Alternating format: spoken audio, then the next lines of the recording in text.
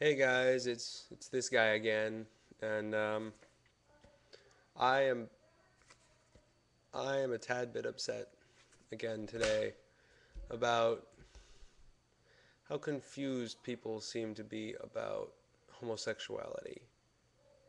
Because I mean, I'm not one of those people who argues over whether it's a choice or whether it's something biological, because it really doesn't matter to me. Because either way, there's really no reason to think it's a bad thing.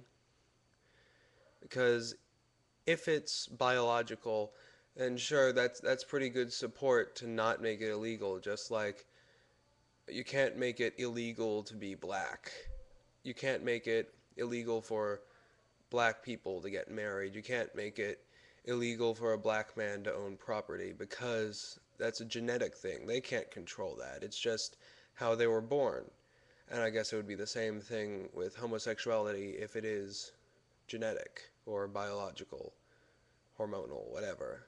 Um, but even if it's not and it is a choice, I'm one of those people who's really big on free will. And it's like, it's not hurting anybody for a homosexual man or woman to get married to another person of the same gender. I mean, a lot of people make these crazy, crazy thing or crazy make up these crazy reasons to not like homosexuals. Some people think that homosexuals will turn other people into homosexuals. And how, I mean, if it's a choice, then that's fine. But that's the other person's choice. They're the one being persuaded. If they don't actually want to be a homosexual, then they won't be one. Um, and then I really don't see what's wrong with homosexuals getting married because, I mean, if a man and a woman can get married, then why not a woman and a woman or a man and a man? Because, I mean, marriage is just a contract, not just, it's a contract saying that the two people who love each other enough that they're not going to leave each other. And that means a lot to some people. Um, so, in a homosexual marriage, what's bad about it? They're not hurting anybody. I mean, I can understand. I mean, this has nothing to do with marriage, but it does have to do with free choice, free will. Like if a murderer, it is their choice to murder somebody, and that's hurting other people. It's robbing them of their potential for the rest of their life. Like all the stuff that they could have done if they weren't killed. That is now taken away from them and from the rest of society. But homosexuals aren't hurting anybody by doing what they're doing. And some people say it's unnatural, but that's not true because homosexuals have appeared in every species that has been studied. I've actually looked at a couple of the studies on some of our closer relatives. There's actually a species of orangutan that all they do all day is attempt to reproduce, which doesn't always work because they do it with all genders in their group. Even the mutants, oh, that's a rude term, hermaphrodites. Sorry if any of the few viewers I have are hermaphrodites and are offended that I almost said mutants. Whatever. So, and then another thing that people say is that homosexual marriages will decrease the number of heterosexual marriages. And it kind of sounds like you're saying that there's a limit to the amount of marriage contracts that can be made in the world.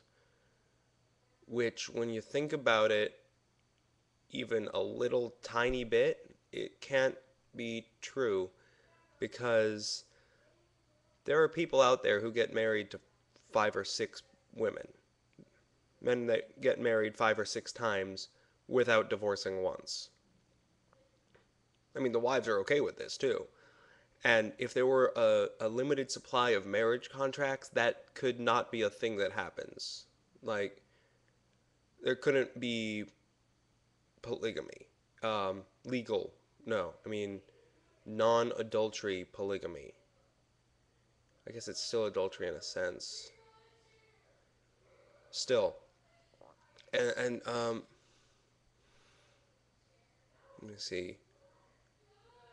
And a lot of people misunderstand it when people say that homosexuality is a genetic thing, because like um, they think that homosexuals have homosexual children, which is impossible because any children that a homosexual couple has is adopted or are adopted unless one of them is like unless if it's a lesbian couple, in which case one of them would have to be